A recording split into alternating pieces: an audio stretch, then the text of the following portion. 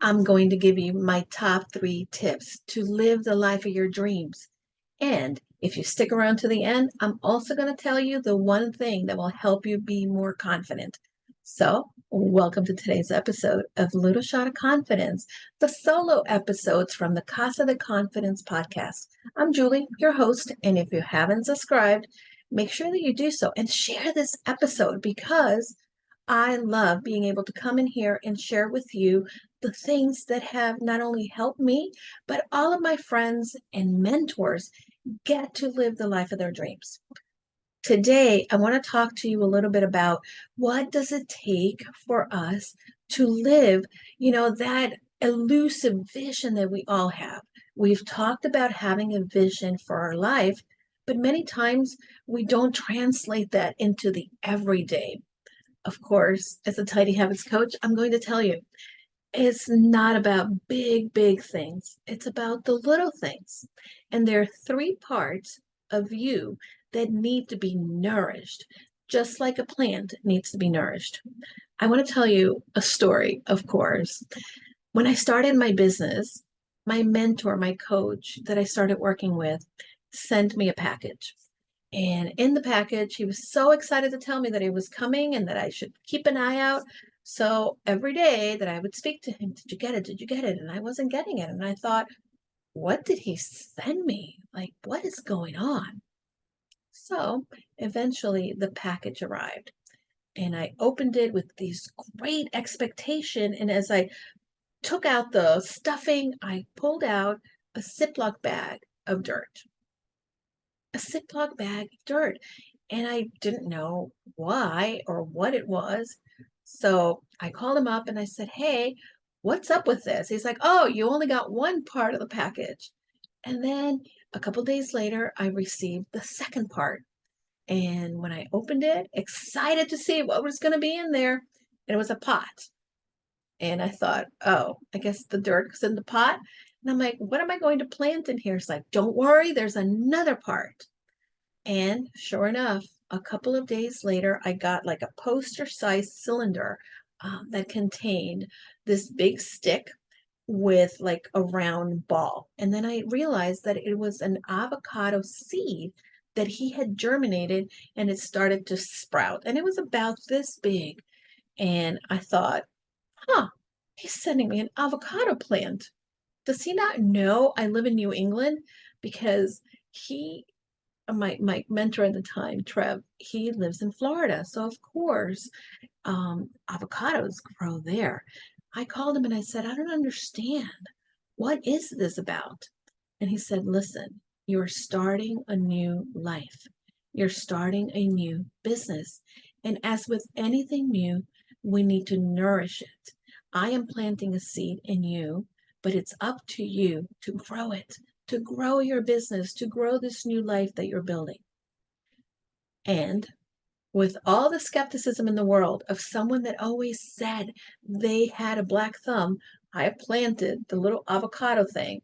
And for months, I would have it sit in the window in the living room that was getting plenty of water because I would water it. And it was also getting plenty of sun because it's in that south facing window. And guess what? One day, we're sitting there watching TV, and I look over and I screamed so loud. My husband's like, what is going on? And I looked over and I said, it's got a little leaf coming out. Oh my gosh, check it out. So it was a little tiny leaf sprouting off of the stick that for months had just been there. And the excitement I had was amazing because I'd never really had a plant. And by the way, if you're looking behind me and you're thinking like, Julie, you have plants back there, fake, because, anyway. So all of a sudden I believed and I realized that that consistent action of watering the plant, giving it what it needed was making it grow. Fast forward, there's been a lot that's happened with that little avocado tree. Number one, that first leaf grew to be about this big. And if you can't see it, because you're listening to the show, I would say, I don't know, maybe like 12 inches, a little more than that. And at one point, it started to grow a second one. And when the second one grew, the first one fell and it was rotten and brown and gross. And I was very sad because I thought, am I killing my plant? But I wasn't killing it. I was really just going through the motions of what happens.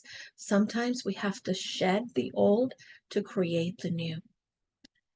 Now, my avocado plant has continued to blossom, and now it is over 4 feet tall and has tons of beautiful leaves. I don't know what I'm going to do with the avocado plant because, well, I can't put it outside. I'm in New England, again, Connecticut, so I don't think avocados like it so much. I'm going to figure out what to do with it. But this is what I want you to pay attention.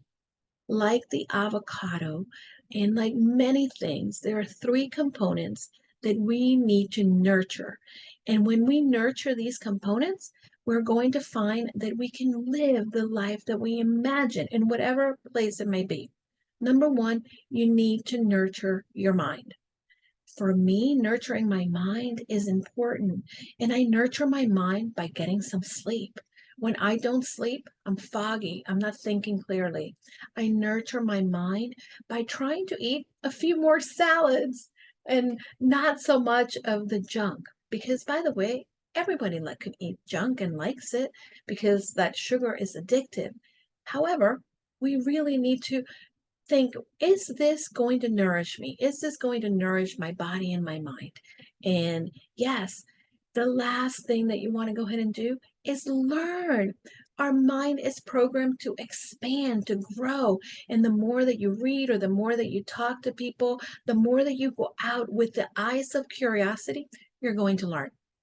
So that is the first thing. You need to nurture your mind. The second, I want you to nurture your heart. Nurturing your heart is incredibly important, and we can do it in so many different ways. The one way in which I nurture my heart is that I spend time in quiet, in solitude.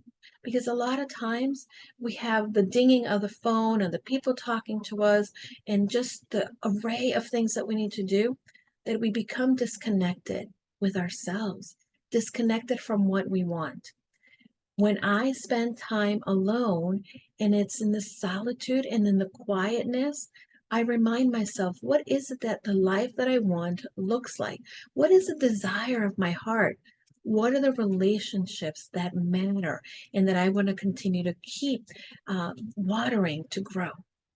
And last but not least, I also nurture my body. And nurturing my body, as I talked about in nurturing your mind, is also eating well and having lots of water because we're made up of water. If you're not drinking enough water, you're not going to be nurturing your body also. And now, here's the tip that you've been waiting for. What do you need to make it happen when you're doing these three things? The one thing that you need to do to be able to create this life that you envision and to implement nurturing your mind, your heart, and your body is that you need to create the right habits to do so. The right habits are the ones that will make it automated, that will make it specific for you so that you don't have to not follow the course for your life. So I've said a lot. And in next week's episode, I'm going to talk about how to create those habits for yourself so that you can feel better and you can blossom just like my avocado tree. So now don't forget, go confidently in the direction of your dreams and leave me a comment. Let me know what you think about this. And for those of you who are in the podcast, make sure that you're also subscribing and sharing this episode with the person that you know needs to hear it most. Until next week, don't forget, go confidently in the direction of your dreams. Goodbye, my friends.